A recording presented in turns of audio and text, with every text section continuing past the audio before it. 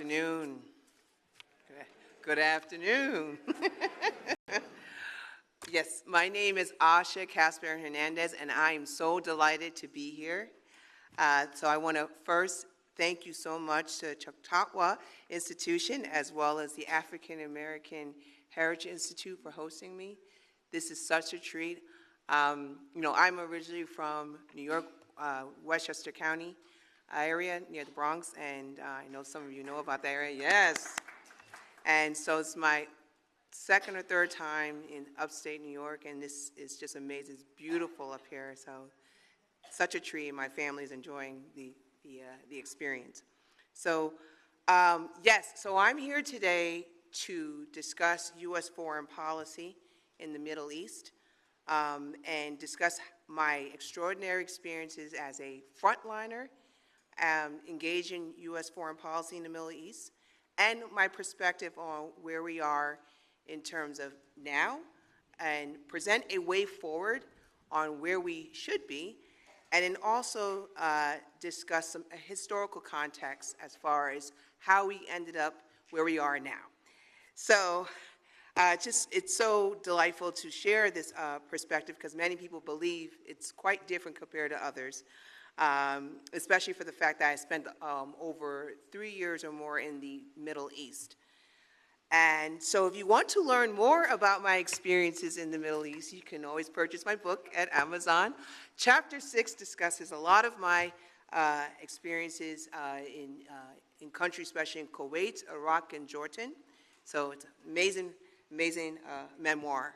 And also offers, again, a perspective on our execution of U.S. foreign policy during the Obama administration. So before I go into or discuss the current state of our foreign policy in the Middle East, I first want to talk about my background as far as how I ended up working on the Middle East region.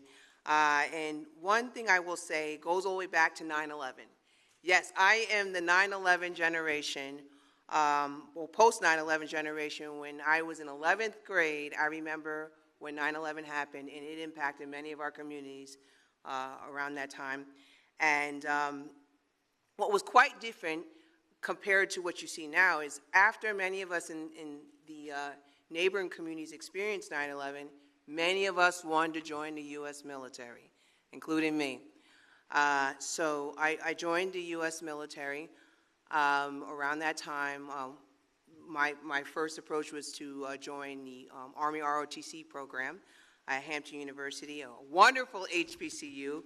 And I will tell you, that experience, or just joining the military during that time, we must not take that for granted.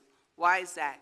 Because when you turned on the TV and you watch national media or in mainstream media like MSNBC or CNN, if you looked on the right side of the TV screen, you would see the amount of casualties or people, soldiers or service members that have died serving in Iraq and Afghanistan. And I will tell you, that either discouraged many Americans not to join. They're like, I'm not doing this. Or people like me who said, I am going to join, right? And many of those Americans were young, on average between the ages of 18 all the way to their early 20s. So I would say if you characterize my decision on why I joined the military, it's a very profound one. But not only just to help protect our country, but also to learn about leadership and national security, and to also receive assistance going to a wonderful HBCU. So it satisfied multiple reasons of why I joined the military. So at Hampton University, I was commissioned there as a second lieutenant, and this was the starting point of my trajectory as far as deploying to the Middle East. In fact, at the age of 20, our cadre in our ROTC program said, everyone here in this program is going to deploy. You are going to deploy. in either Iraq and Afghanistan, which many of us have not done. Some of us are peacetime officers, so we never experienced war. And then there's some of us who only experienced the Gulf War, which was 90 days plus. So to mentor a generation of people who are going to deploy in these areas was quite breathtaking, especially to hear from our leadership. So anyway, so moving along, I was commissioned, and at the same time, as a ROTC student, I also was a political science major. And why is that important to note? Well, I felt during that time as a ROTC student as well as a political science major, it was important to learn about the world, but not just through a government experience, but as a student. So I studied abroad for the first time in my life to Shanghai, China, and that's very important to note, and we'll find out why. But I learned about the world for the first time visiting a rising power known as China. And that became extremely beneficial in my career and learn about the execution of U.S. foreign policy, national security. Okay, so beyond that point, I was eventually deployed. Like my cadre say, you are going to deploy. But I have to put in context as far as where and what was going on during the time in the Middle East. Well, I arrived in the Middle East right after what we call the Arab Spring. I don't know if anyone remembers the Arab Spring. Yeah, of course you do.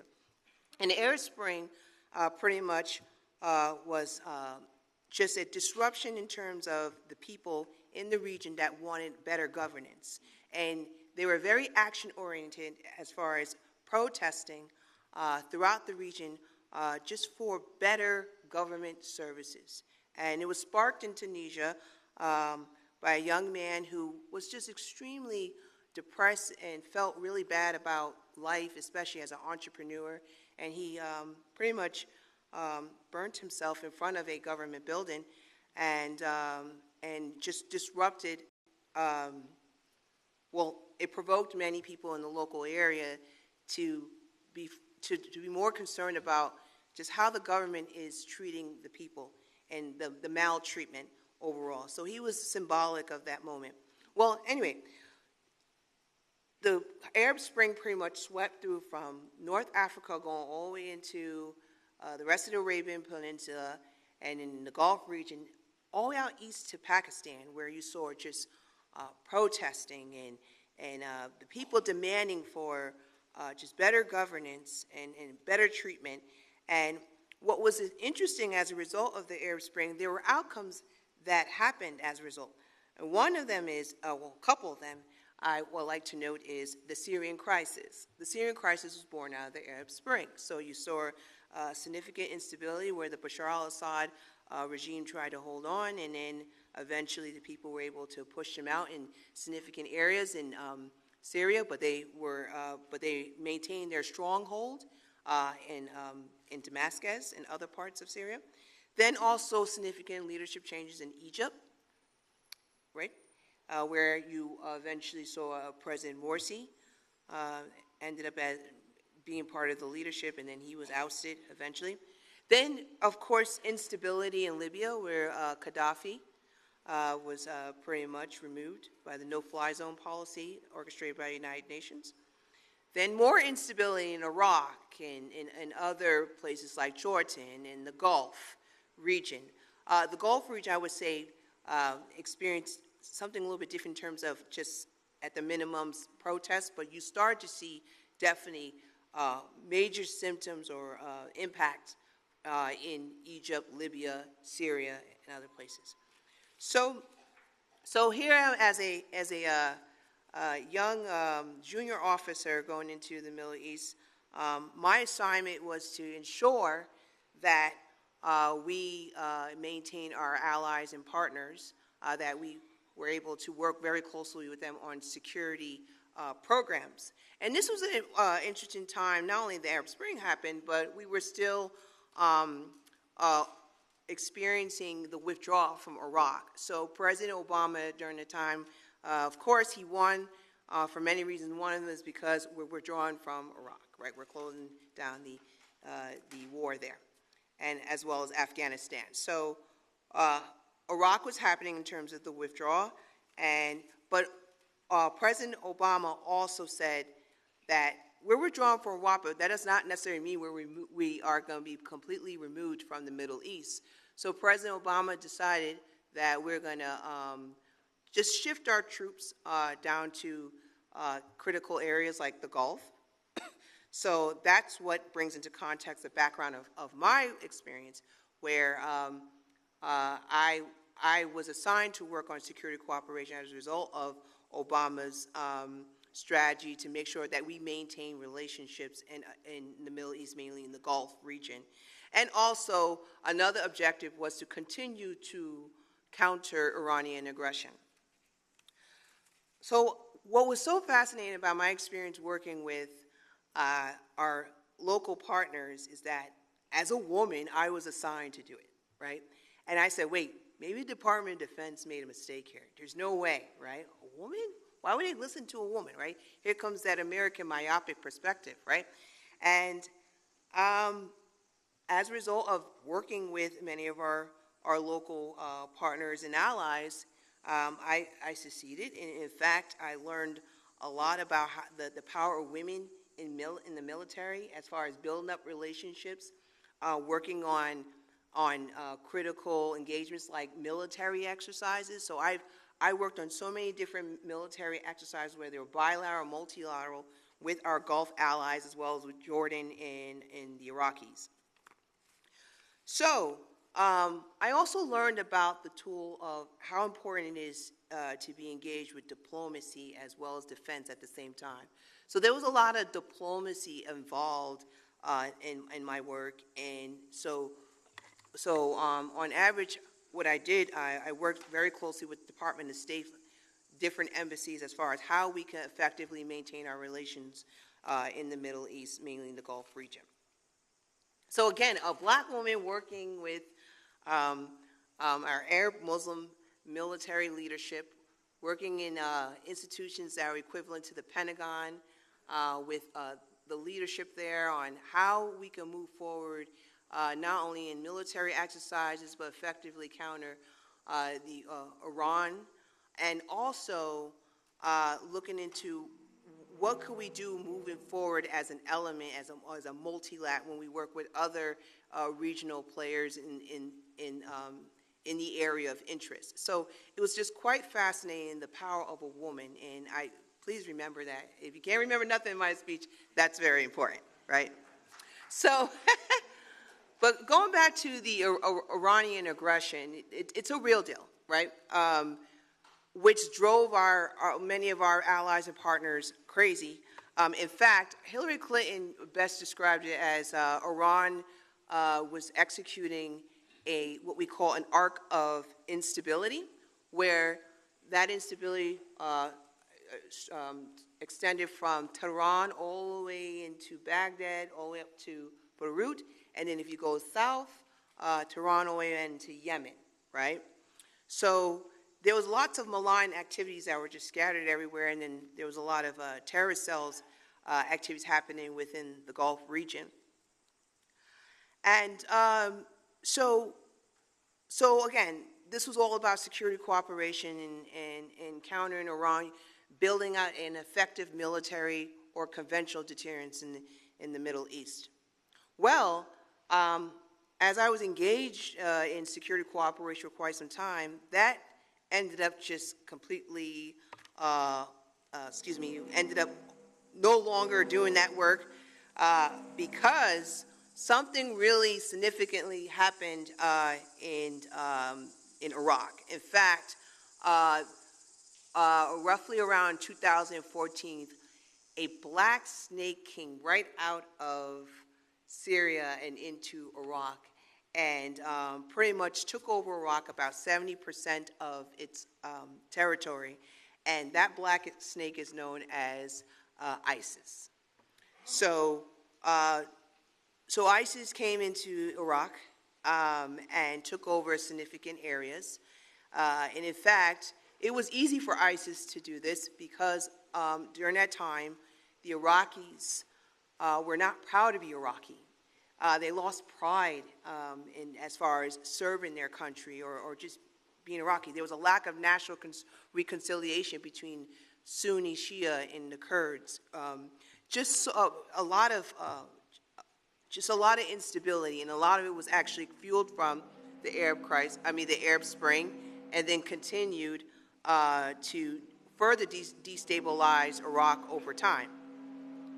So when ISIS took over a bulk of the country, the Iraqis immediately contacted the Americans and said, please help us.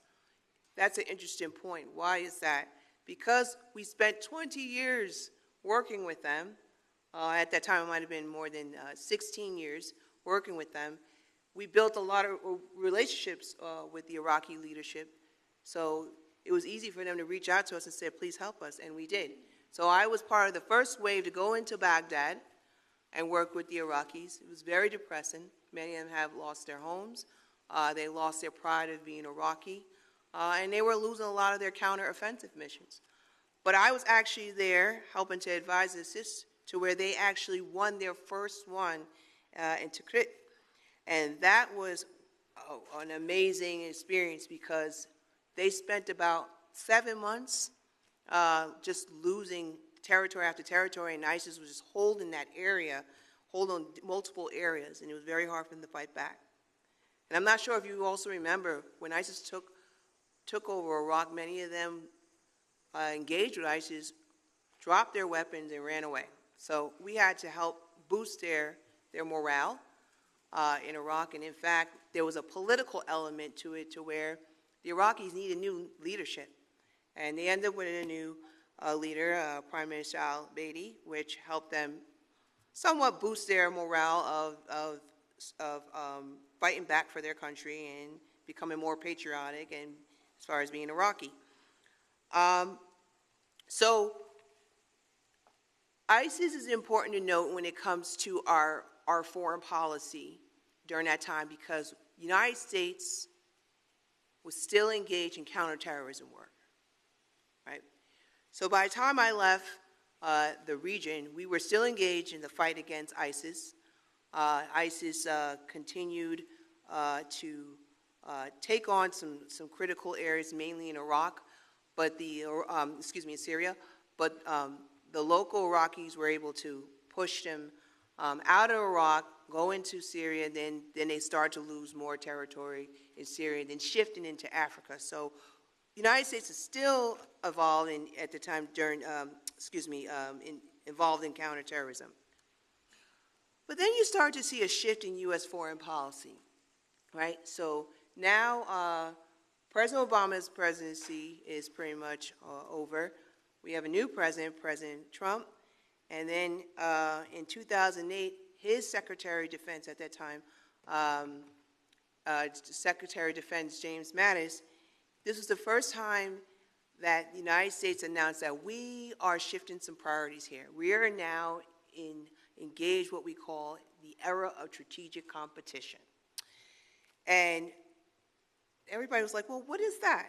Well, our priorities is that the United States needs to focus more on competing against our near-peer competitors known as Russia and China.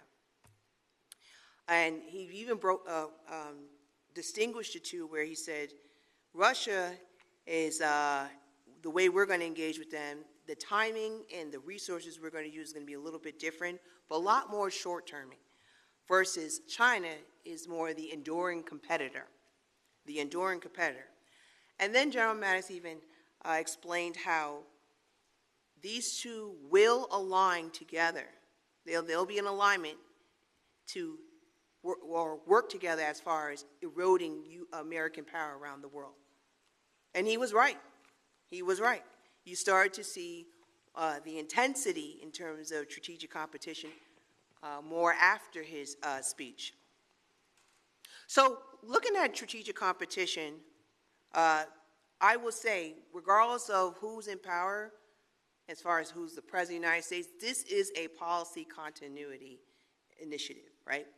No matter what, whether it's President Biden or President Trump, they are engaged in strategic competition. And strategic competition is not just about military or defense, it's also about investing in soft power. So it ranges from hard power all the way to soft power. So you're looking at different domains such as, going back to military power, nuclear, non-proliferation, you have human rights, you have even health security, you have education, technology. The United States is engaged in competing against our near-peer competitors in all these domains. And I would tell you, between the two, China, of course, is outperforming the Russians in terms of being a competitive force against the United States. So, ranging from soft security to hard security, that's exactly what we're in, the United States wanted to do, and you start to see where both administrations poured a lot of resources, are invested in these domains. In fact, you saw it more under the Biden administration, and so when I first joined the Biden administration, that's exactly what I worked on. How can we make the United States an effective competitor when it comes to strategic competition, mainly in the Middle East, But this was a hard task. Why was it a hard task? When the average American thinks of the Middle East, they think it's just a big security, a region filled with security challenges, right? And many people don't necessarily feel that they should invest in the Middle East in terms of soft power because they feel that there's always a problem going on in the Middle East, right? But what was exciting about it is that not only the United States wanted to look into investing more in the soft power initiatives, but also the region wanted it, the people wanted it. The people their desire is for the world to invest in them when it comes to technology, economics, renewable energy, space operations, right? So it was a marriage that we both enjoyed, but then again, it was a competitive one where we were at a point that we were asking our partners, you either pick us or them. And in fact, they were so irritated about it over time to where they were like, stop asking us to pick between us or the Chinese or the Russians, right? So outperforming the two was really, really important. However, it became more of a complex issue when you had to, at the same time, deal with security challenges, right? So when we were investing in the strategic competition, you also had to deal with Iran still building their nuclear non-proliferation issues, which somewhat impacts our work in strategic competition. I'll give you one example. China was part of negotiations in terms of the Iran deal, and China actually built its first, created a new deal where they wanted a 25-year security cooperation deal with Iran. And that played a big part in how we engaged with the Gulf region, because China was becoming more and more of a factor with regards to securing more relationships around the world, as well as dealing with strategic competition, right? So going back to the different domains that we invested in, that ranges from, again, soft security to hard security. And as mentioned to you before, this is about policy continuity between whether it's involving the Democrats or the Republicans. So if you look at President Trump's recent trip to Saudi Arabia, or to Riyadh, where he met with MBS, Mohammed bin Salman, there was a series of deals that he secured. And listen to this, a lot of them range across the board, like, for instance, trade and investment, artificial intelligence, transformative technologies, energy security, job creation in sports and entertainment, defense equipment, military education, commercial ties, and space operations. Okay, so you can hear that range. But at the same time, President Trump is also working very closely on security challenges, like, for instance, the the Iran deal, which I say he's still continuing some similarities from the Obama's Iran deal. And then also October 7th, pretty much prioritize security when it comes to United States-Middle East relationship. In fact, what you saw after October 7th, the United States shifting a lot of their critical military capabilities from the Indo-Pacific into the Middle East, and some of them from Europe that were engaged with the Russian war against Ukraine back into the Middle East. So no matter what, security just always becomes a priority when it comes to the United States involved in the Middle East. It's inevitable, right? It's inevitable. So, so as far as looking at the United States moving forward with the Middle East, there's a lot of ways you can address it, but it's a very complex region because of all the different dynamics involved in security, and also now you have strategic competition. But I would like to lay out some of the recommendations that you may want to consider on how we can move forward with regards to our policy in the Middle East. First and foremost, it is extremely important that we have a grand strategy that is forward-thinking when it comes to how do we address our strategic interests in the Middle East. But it has to come from Congress. It has to come from Congress. I've lost confidence in the executive branch as far as them continuing a long-term strategy. Usually, amongst the three branches, the executive branch is the lead when it comes to foreign policy execution or strategy and execution or implementation. But I think that needs to come from Congress. I think that needs to come from Congress in a bipartisan spirit on what are our interests and how do we effectively execute them. But at the same time, as Congress is trying to figure out what are their strategic interests moving forward, they can't simultaneously destroy our foreign policy tools like USAID, right? Or downsizing Department of Defense, right? We need those soft power tools in place in order to effectively meet our objectives when it comes to our interests in the Middle East. Also, I think as far as all the different interests we have in the Middle East, we have to make sure that the United States does remain the top security partner when it comes to the Middle East. And like, for instance, playing a critical role when it comes to the Gaza crisis, instability in Lebanon, Yemen, and Iraq. But I do believe that when it comes to us being part of the mediation or trying to achieve peace there, we have to allow our partners to play a bigger role in these peace and security issues. Like, for instance, I have been very vocal that when we get to that point of achieving sustainable peace in the Gaza Strip, and it's time to rebuild Gaza, I do believe that the regional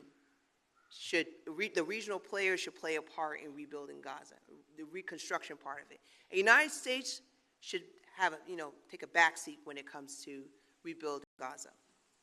So what does that mean?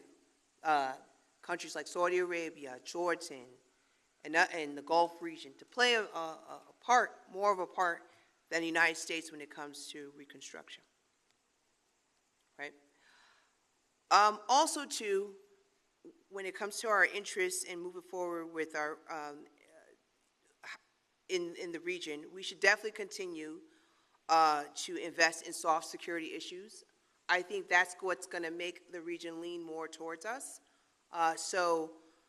With regards to, again, the Trump administration's recent trip to the Middle East, that did excite many people in the region because a lot of it did not just focus on security interests. And President Biden did the same thing, too. He invested in the soft security issues, so we need to continue to go in that path. And so as I, want to end here in terms of how, as citizens, what do we do with all this information I just presented to you? Well, there's a lot we can do as far as the action-oriented recommendations. But one thing I will say is it's very important to ensure that we have an awareness of what our government is doing. I see so many Americans that are not paying attention to the different type of initiatives or information or major policy decisions that are coming out of government. We're somewhat just out of touch with these decisions. And then let's add on another challenge. We have the issue with misinformation, disinformation, right? So it's very important that we stay engaged. And as Americans, we also have to figure out what are our interests in the Middle East. It doesn't necessarily have to, the government telling us what to do. Now is the time when we tell them what we need to do. They work for us, right? So what do we do as far as the potential outcomes of the Gaza crisis, or how do we move forward involving Afghanistan and Iraq, and what's our relationship look like with Egypt? It's time for us to start telling them, using accountability, right? Engaging with our congressional members or our senators as far as what we want, but don't just complain. Be action-oriented, right? Also, at the same time, not only building up our civic education, but also our global awareness. We have relied too much on online or the internet to teach us about the world, but we need to get out there and learn more about it, right? After COVID-19, the level of study abroad programs pretty much dropped. We need to go back. We need to increase the number of young people or the next generation and more to engage in the world, because right about now we're looking more isolated and we don't know as a collective, right? And then also, we need to support STEM programs, science, technology, engineering, arts, and mathematics, right? Ensure that next generation is investing in these domains. Now, under the Biden administration, we had a big push for making sure our next generation invests in STEM programs or considers that as a college degree or studying or being part of that type of domain. But we don't have to necessarily lean on the government to tell us that we need to focus on STEM. I know wonderful people in the state of New York that have created STEM programs or nonprofits focused on getting the next generation involved. And older people too. It doesn't have to necessarily be next generation. But we have to make sure that we acquire those skill sets in order to be a competitive force moving forward. And last but not least, as mentioned before, we have to ensure that we're engaged with our congressional representation. But not just turn into a talk fest. Again, we need to work with them as far as accountability, ensuring that they best represent us during such tough times. So I will end right there. Thank you so much.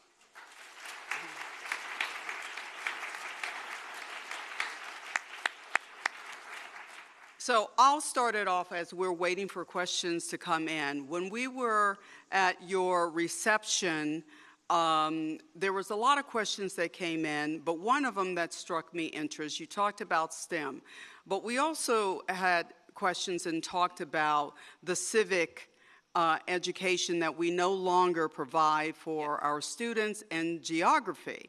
Could you just speak a little bit about how does that play any part? Is it anything, and is it important that we have a society that is not educated in those areas about civics as well as geography, and does it even matter? Maybe we shouldn't care about it. Yes, and in fact, I just showed you my book. I'm doing a lot of book talks around the country, and as we are discussing national security foreign policy and how it impacts them at home domestically, the one concern or discussion point that comes up all the time is, oh my God, civic education, it's like non-existent and we need to have it, right? Because we have no idea how government works. nor the execution of it, and we need to learn more. And then another point, too, that comes up, General Stanley McChrystal, I actually support one of his initiatives called, I forgot the exact name, but it's with the Aspen Institute, and he pretty much says, I think we should not only boost civic education or make it a national mandate, but we should also make sure that young people who are coming out of high school have at least served 2 years in government service, whether it's the Peace Corps, yes, Department of State, Department of Defense, or working with an elected official, but there needs to be more awareness on how government works. And so those are the two approaches that I definitely support: more civic education and more experiences. And in fact, I'll give you one example. In Israel, what's pretty fascinating is that many of them, at the minimum, serve 2 years, right, in military service. So when they come out of, or they're discharged out of the military, most of them are veterans in society. So when a veteran like me meets another veteran in society and has these transitional challenges, they understand what I'm going through, versus here, especially in New York, only less than 1% of the population does not serve. So many of them do not understand my challenges, versus a place like Israel, who most of them have served, understand each other's challenges.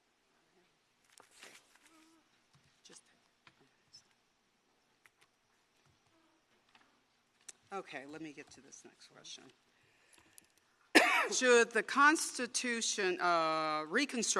should the reconstruction of Gaza be in the hands of the Arabs or Israel? Both. You said Arabs or Israel? It says Arab or Israel. Okay, so Arab countries or Israel? Both. I think there needs to be an just reconciliation approach as far as how does the post area of Gaza should look. And in fact, there's a lot of opportunities there that many people don't know. You know, I've actually visited Israel under the Biden administration, and many of the people there want to coexist peacefully, whether you're Israeli or you're Palestinian. So there's lots of room there to work together. It's just that you don't hear about it in mainstream media.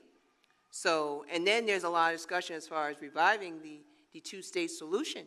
So I do think there's a lot of potential, but what you hear more about in the news is the leadership, right? Whether it's a neighboring Arab country or the state of Israel. But I think the people need to play more of a part as far as what does that post-Gaza Strip look like. Okay. How do you advise us to talk to people about the security risks of, and I think this is isolationism or isolations? Yes. Thank you. I would first associate it with it in terms of the economy, right? If we're going to be an isolated society, that's a no-go when it comes to integration in the global economy. That means that hurts small businesses, that hurts job creation. You're falling behind in terms of nuances or the modern dynamics involved in the global economy.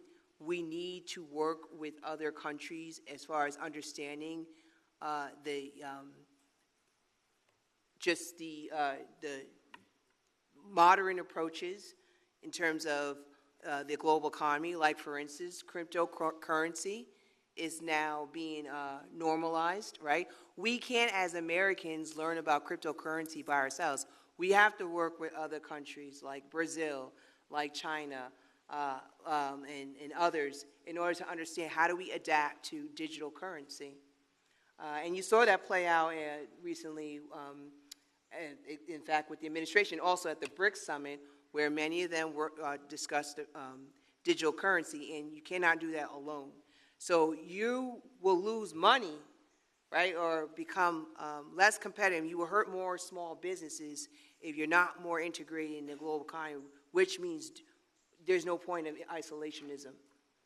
To your knowledge, is the U.S. still committed to a two-state solution in Israel and Palestine? Okay, thank you. Before I answer that question, I wanted to just add on one more point about why isolationism is counterproductive. A perfect example of that is COVID-19. Where did COVID-19 come from? It didn't come from the United States, right? So in order to understand a health security threat like COVID-19, we have to work with other countries. We should not withdraw from critical institutions like the World Health Organization. The purpose of that is to exchange information, right, to understand what are these emerging pandemics, right? So I wanted to add on to that point. Okay. But as far as the commitment to a two-state solution, I think what you're seeing right now is that the American people overall are committed to a two-state solution. It's been a policy continuity initiative for a very long time.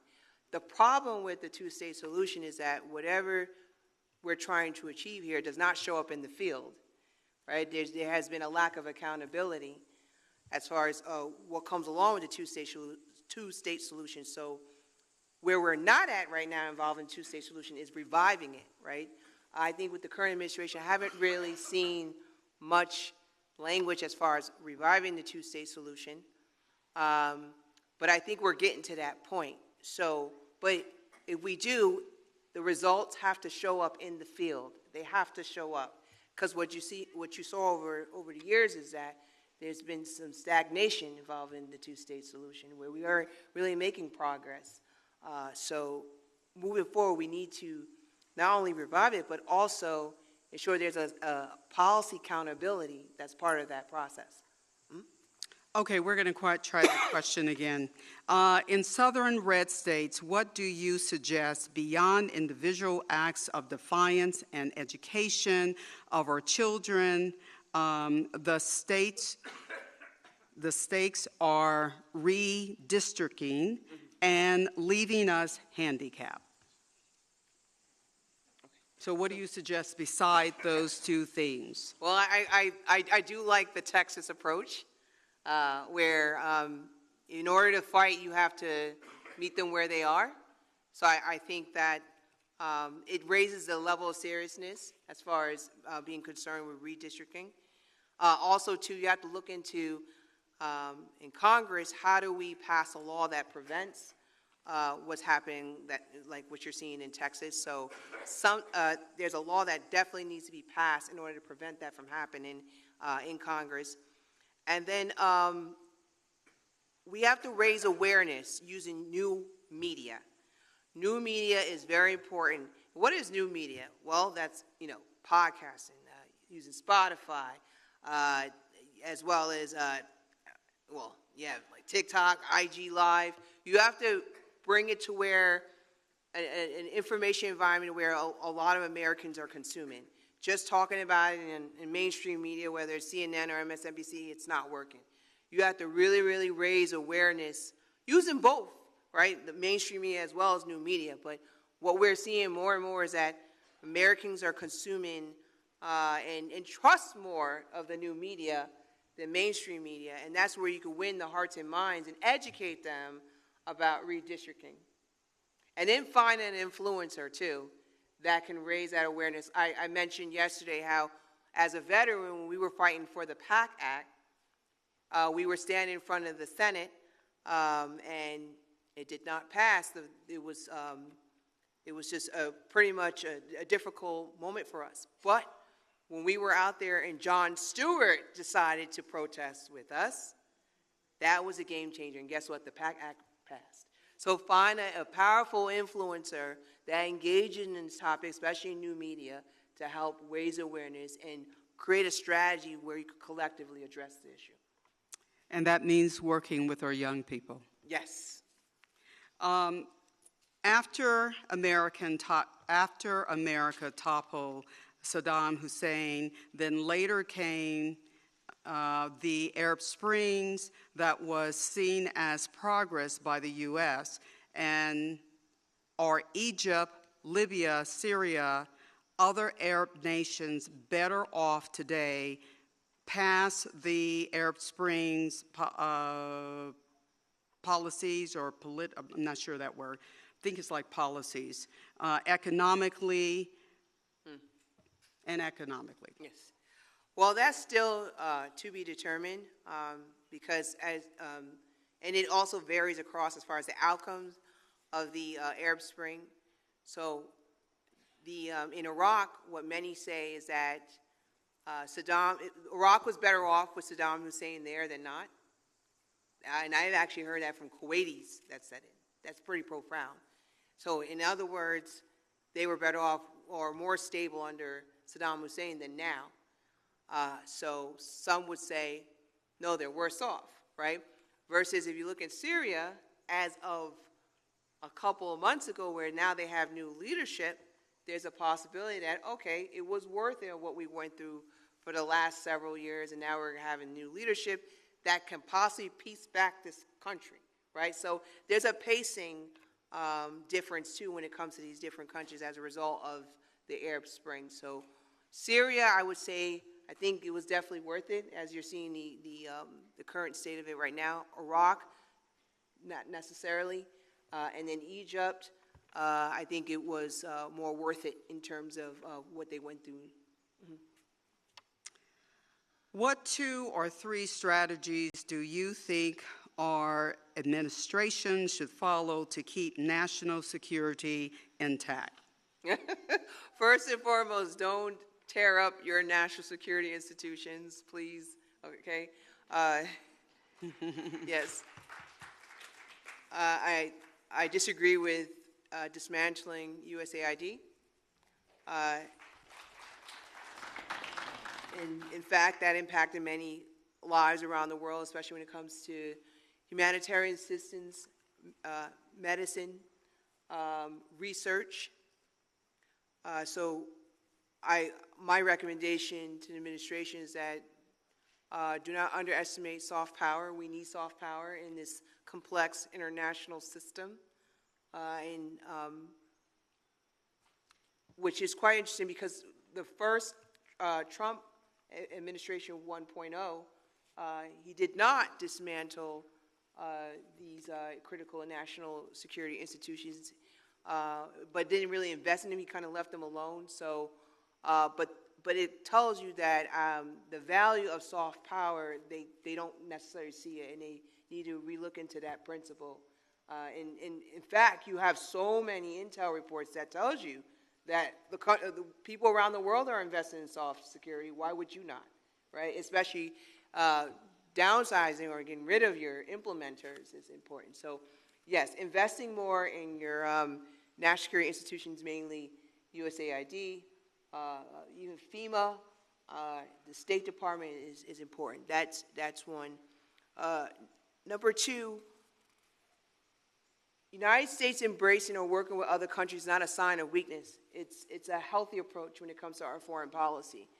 So withdrawing from multiple summits and international institutions like what we said earlier, the World Health Organization, or downsizing the role of our power at the United Nations and removing yourself from the Paris Accord, that does not add up. That's not adaptable when it comes to the 21st century. The world is learning how to work together more, right, in a multilateral approach, and I think that's a principle too that they need to look into as well. And then we're to the point where countries are not necessarily relying on the United States anymore. They're in fact learning how to work with each other more on a regional basis or a neighboring basis, and you're seeing that play out in Africa right now. So please do not underestimate a multilateralism. And then last but not least, Trump 2.0 also needs to embrace the level of making sure that not only Americans are resilient from COVID-19, but we are now transitioning to becoming competitive. When you support a bill that takes away significant assistance like SNAP or Medicaid, that's not making the American people competitive, right? You're divesting in them, right? So those basics are important. Or going after research programs at Harvard University, right? That does not make us more competitive. That makes us less competitive, especially in comparison to China. So investing in the American people, which was mentioned in his first national security strategy. Yes, President Trump said it in his first national security strategy in his first administration. We will invest in the American people when it comes to becoming a competitive force. But this time around, that has changed, and we need to get back to that. If we can not count on the federal and, in many cases, states to advance public education, the traditional source of civic education, who will step up? Foundations, civic groups, women, voters, and Divine Nine to create a trustworthy civic curriculum? Well, you just named it. You need a coalition, right?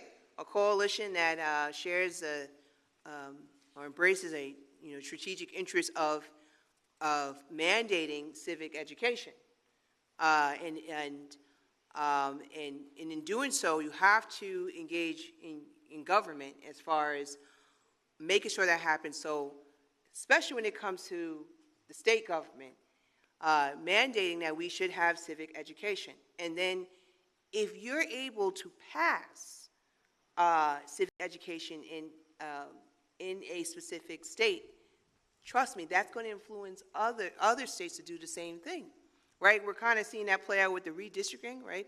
Where with regards to what's happening in Texas, that's influencing California and other states to look into the same issue, right?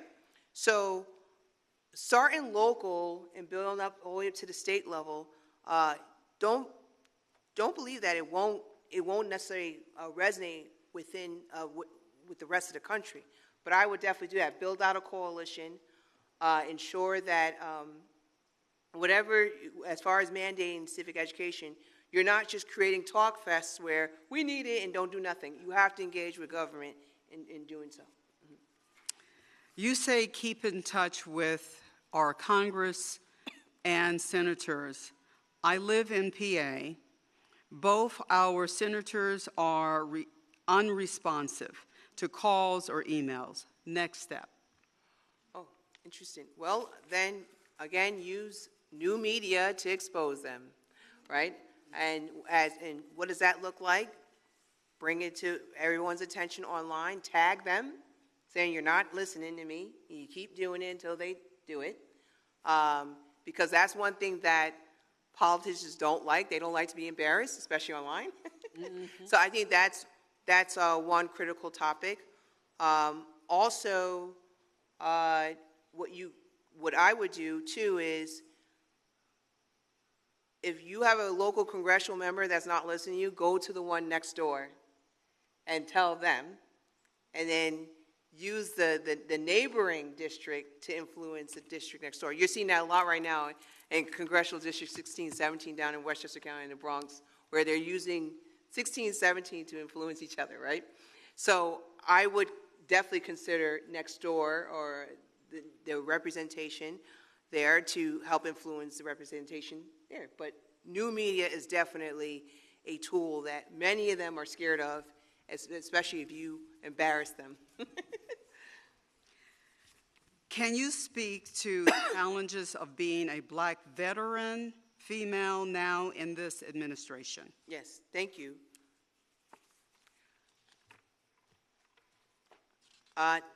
Quite disappointing. In fact, I feel like we're making a couple steps backwards, especially when you're seeing under President Biden, we worked very hard with ensuring that there was more equity involving African Americans receiving the assistance that they did not receive when they came to the GI Bill. In fact, I was there when President Biden signed the bill to do a study on this. and now that's just completely dismantled. So again, making those steps backwards. Also, too, when you are seeing at different military installations or academies how Black history is taken off the shelf, right, multiple times, whereas at the Naval Academy or West Point, and then Congress has to tell them to put it back, and they do. They put it back. That's also disturbing, but also symbolic of a disregard of our history. So once again, it's concerning in terms of what's happening now for Black veterans.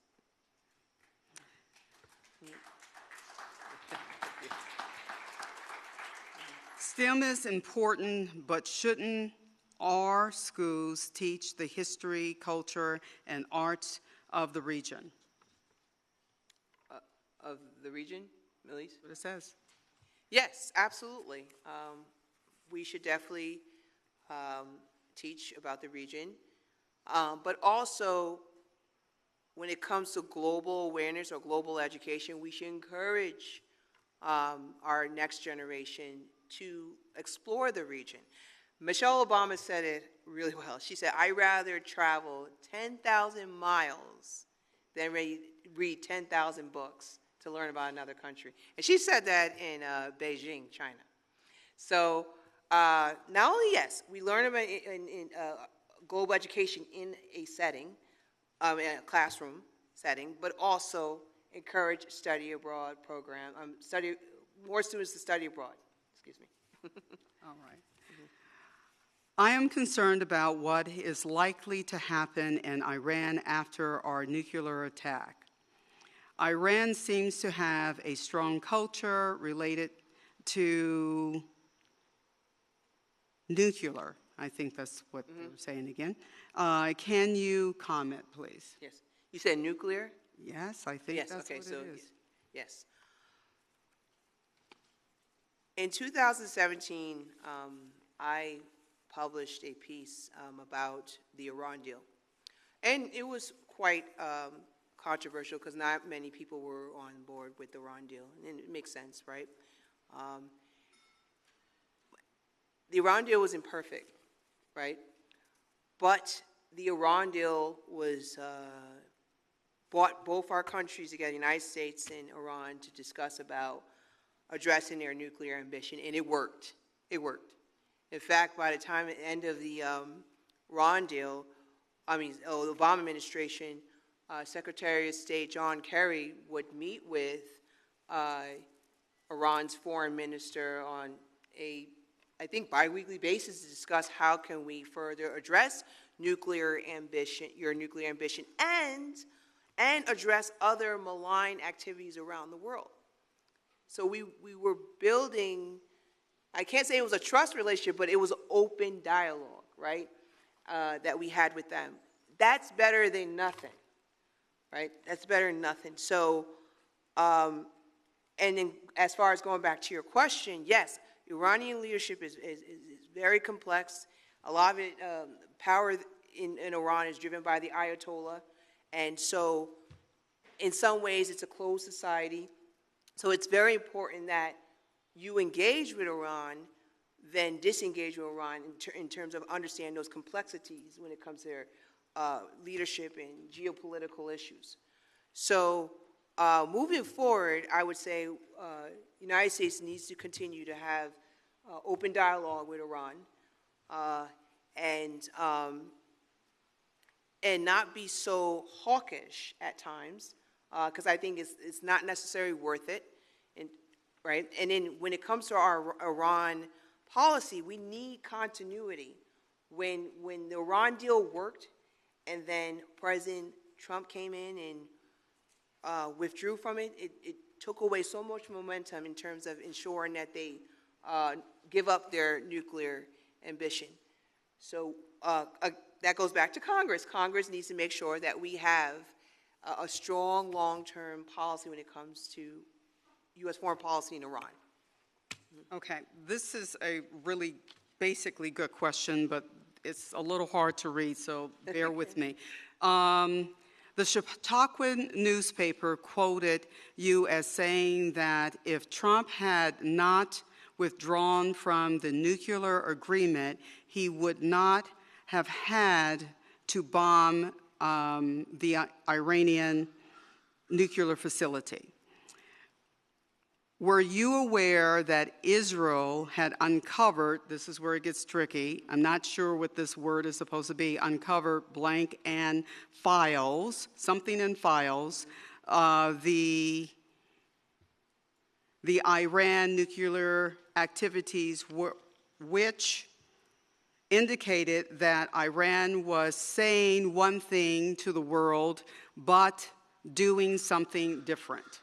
Yes, in fact, that is what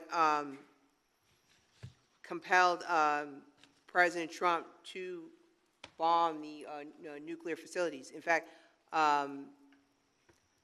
his director, his CIA director, intelligence director, Tulsi Gabbard, was telling him something completely different, but he was listening more to Netanyahu than Tulsi Gabbard. So that's what shaped his decision as far as moving forward. But going back to my quote, yes, I still stand by it in terms of if President Trump stayed in the Iran deal, then